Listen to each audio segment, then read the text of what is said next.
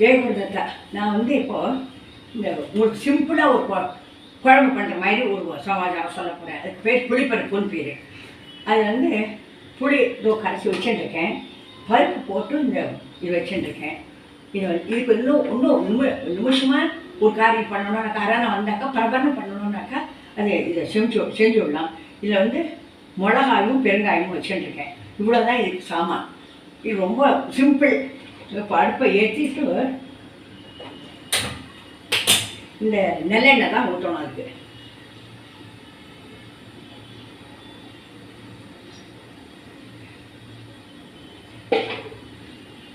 நல்லெண்ணெய் ஊற்றிங்க.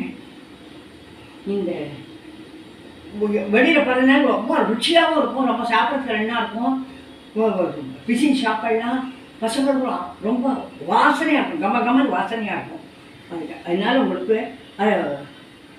திடீர் எத்தனையோ திடீர் இட்லி திடீர் தோசை அப்படிலாம் வர மாதிரி இது வந்து திடீர் குழம்புன்னு வச்சுக்கோங்களேன். இது வந்து புளிப்பருப்புன்னு பேர் இருக்குது. இந்த பெருங்காயத்தையும் முதல்ல போட்டுடணும். அதுக்கப்புறம் இந்த கொஞ்சம் வரன்னு பார்த்துங்க இந்த கடுகு போடணும்.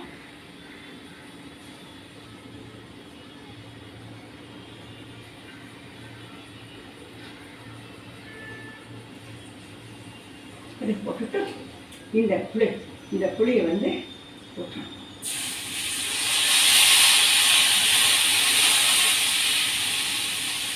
இதில் நிறையாவும் பண்ணலாம், கொஞ்சமாகவும் பண்ணலாம். எனக்கு வந்து 2 பேருக்குன்றதுனால நான் வந்து கொஞ்சமாக பண்ணுறேன். போட்டுட்டு உப்பு போடணும்.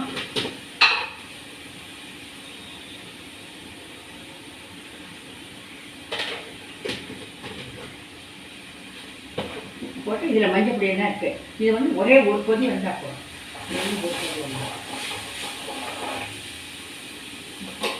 இதை வந்து இதில் போடணும்.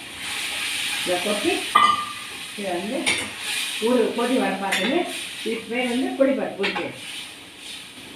ரொம்ப ஒத்தியாகும். ஒரே நிமிஷத்தில் நம்ம வந்து பண்ணிடலாம். எங்கேயாலும் வெளியில் போகிறதுனாக்கா குழம்புக்கு என்ன பண்ணுறது அப்படின்னு எல்லாம் திண்டாட வேண்டாம், நிமிஷமாக பண்ணிடலாம்.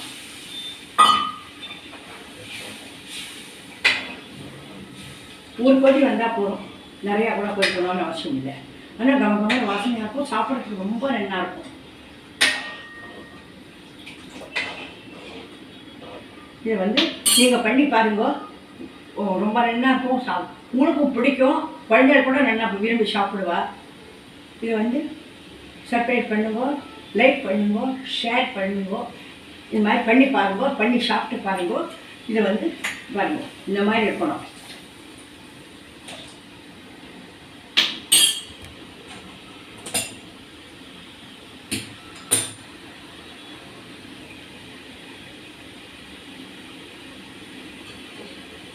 இதை ஒரு கொதி வேலை பார்த்து நேரத்தில் ஊற்றிட்டா போதும். வேறு ஒன்றும் பண்ண வேண்டாம், ஒன்றுமே இல்லை, ஒரே நிமிஷம் தான். ஒரு கொதி வரணும், கொதி வரணும்.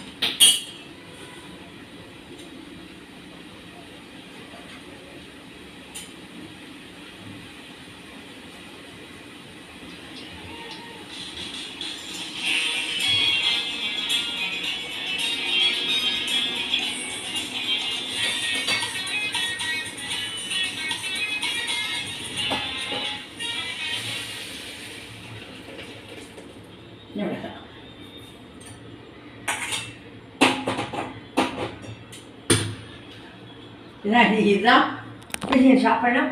குழம்பு ரொம்ப நல்லா இருக்கும். நீங்கள் பாருங்கள், இதை பண்ணி பாருங்கள், ஒரே நிமிஷம்.